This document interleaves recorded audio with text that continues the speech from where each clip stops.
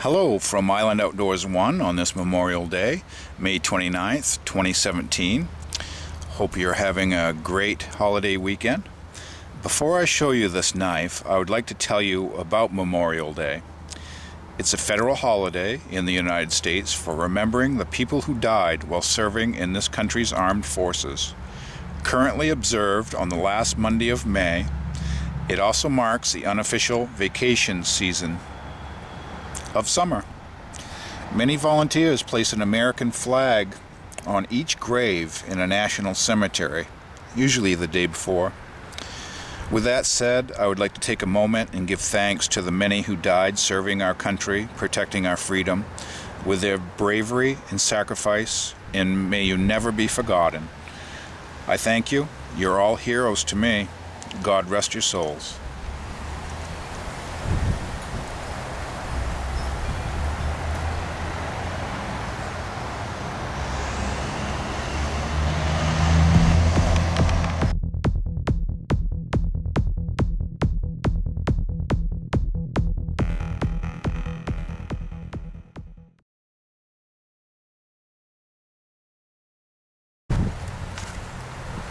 Hi everyone, welcome back.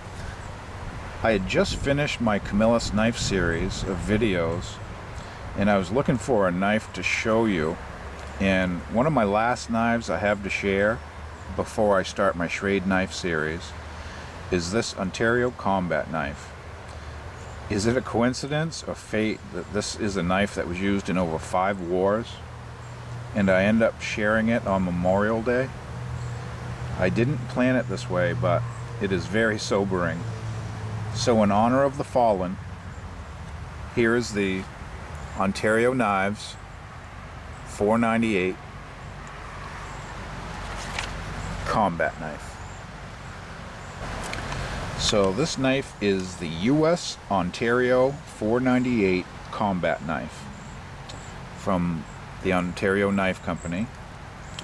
And on their website you can find it under their classic tactical knife section, and the manufacturer's suggested retail price is $57.95, and I looked on Amazon and you can buy this with free shipping for $49.93, and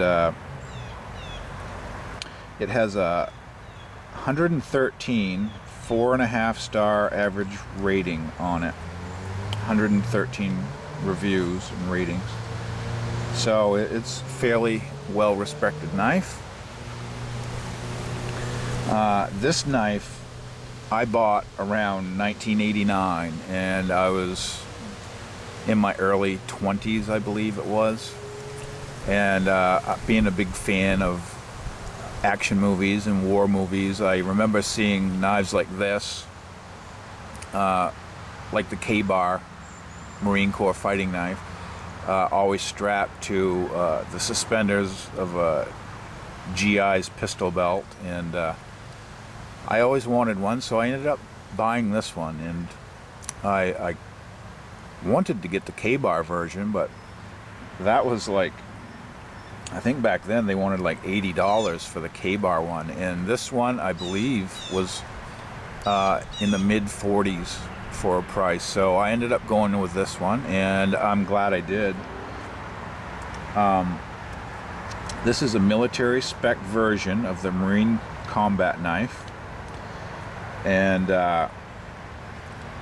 during World War II they farmed out this pattern to different knife companies to make, keep them supplied, and they hired K-bar and Ontario Knives and Camillus, and there's probably more.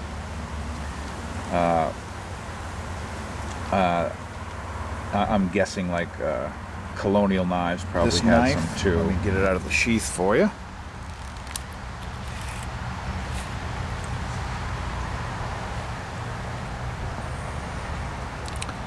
This knife is made of 1095 carbon steel. It has a sharpened swedge, and check your local and state laws before you buy and carry this knife, because I believe sharpened swedges are illegal in some states. but make sure you know the knife laws before you buy and carry this knife. We have a straight guard. We have a fuller. Some people call it a blood groove, but it's a fuller. We have a 7-inch cutting edge. We have a phosphate coated non-reflective blade. Some of it's worn off on this knife. And this knife is made by the Ontario Knife Company, and it's not as refined as the K-Bar Marine Corps fighting knife, but in some ways it's a little better, in some ways not as nice. We have a saber grind, and this is made in the USA. This knife has a rat tail tang, about half the width of the blade, so not as wide as the blade, about half as much. It goes straight through the leather stacked handle, and it has a black painted coating on the handle, but it is leather stacked underneath that with grooves, and I'll pick it up and show you closer here in a second. This is not a bushcraft knife, but there's a channel on YouTube, and his channel name is K-Bar User, and I'll try to link the video I'm going to talk about down below if you're interested in checking that out. But he demonstrates this knife will baton wood, and in emergency it'll get you by. But I wouldn't specifically buy this if you're planning on doing a lot of bushcrafting, batonning, or chopping with this knife. Its main purpose is defensive knife, a fighting knife. But I think in an emergency it will get you by if you need to baton or chop with it. But any sustained batoning and chopping, I'm sure you would loosen up the finger guard and maybe the pommel on this knife, where they're only, I believe, welded on to the actual tang. But and again, check your state and local laws before you buy this knife and carry it.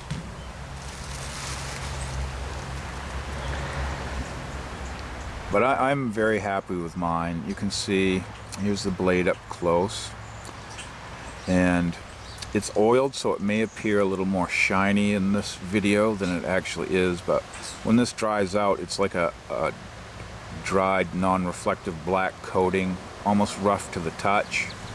I've used this somewhat, so some of it's worn off along the edge. But here's your sharpened swedge, so that is sharp there, and it has a very nice tip, saber grind to it. This knife is probably older than a lot of my viewers, but it, if memory serves correct, it did come sharp from the factory. At least my model did. Here's a straight finger guard on this knife. It's kind of an oval shape. I believe on the K-bars the finger guard bends down slightly, and this one is straight across, which I kind of like the look of that. You can see our painted black leather stacked handle has deep grooves in it, and it's pretty much perfectly round. And I don't have a K-Bar Marine Corps fighting knife to compare it with, but I think I've read their handle is somewhat oval shaped too, and slightly smaller in diameter than this handle. But I have fairly large hands, and this fills the hand very well, and you can get a very solid grip on it. And as far as it being round, it does have a slight oval to it. I don't think it is perfectly round as some people have described, but it's a very nice, comfortable grip. And this is a very well balanced knife and very nimble for the size of it. It's a 12-inch knife with a 7-inch cutting edge on it, but it feels very good in hand. It's very light, and I can see why the military stuck with it for a long time. I don't know if they still issue these to the troops, but they might have moved on to a different style by now and a different sheath. Here we have a nice leather sheath. It's a decent sheath. There's nothing fancy about it. You can see it's a rivet construction. It has a hole for a leg loop or lanyard. It's riveted and stitched. It's fairly good quality leather. Has a snap closure retention, and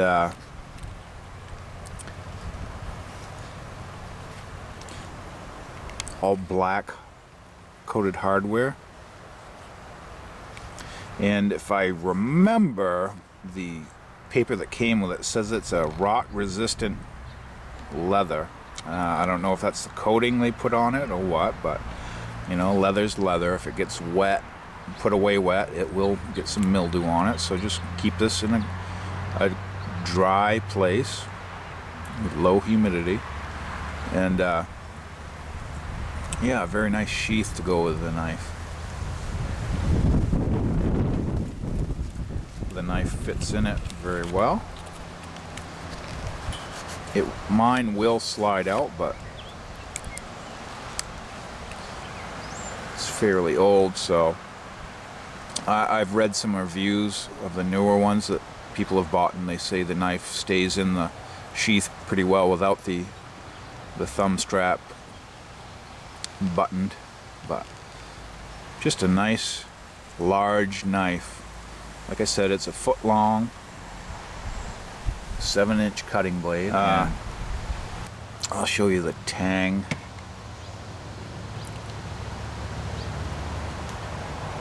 If I can get it in frame for you. Can you see it? It just says U.S. Ontario on it. And that's all we have for markings on this knife. But there's our fuller. People like to call a blood groove. You can see the butt cap is all metal, and the end of the Tang sticks through, and I believe they call this a rat-tailed Tang, which it tapers down right at the pommel here, but it starts out, like I said, it's about half the width of this blade down the center. So it runs down the middle of the handle all the way to the end, and then at the very end it tapers to the part that sticks through the pommel.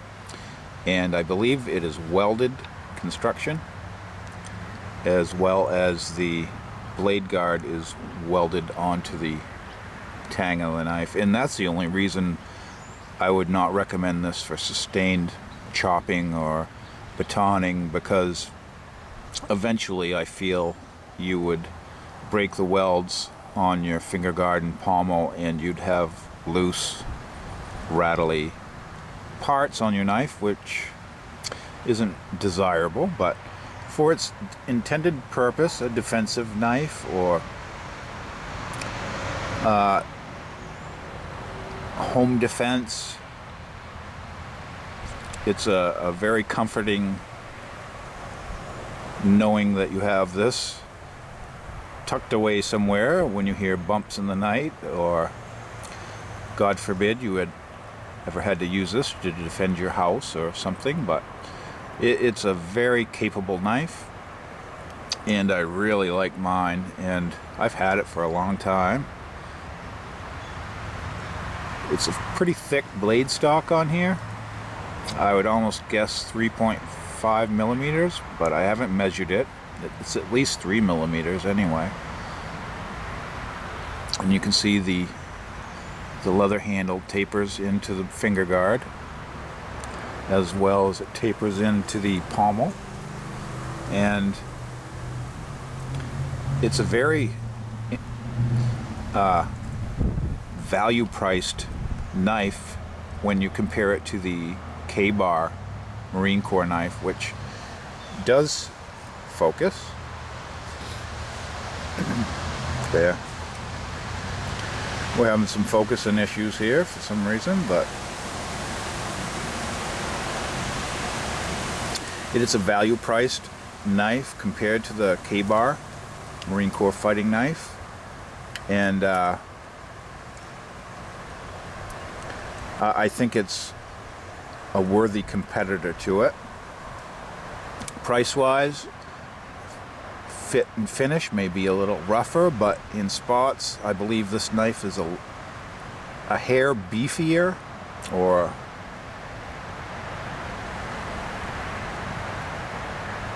I won't say it's any stronger than the K-Bar, but I think it's thicker through the Tang and the blade guard than the K-Bar is. But again, I don't have a K-Bar to compare it to side by side, so just know that this is a worthy knife, and it's served soldiers in many wars, and I'm glad I can share this with you on Memorial Day this year. And I thank you for watching, and if you're not subscribed, please hit the subscribe button. Keep up with all my videos, and everybody have a great Memorial weekend. Thank you.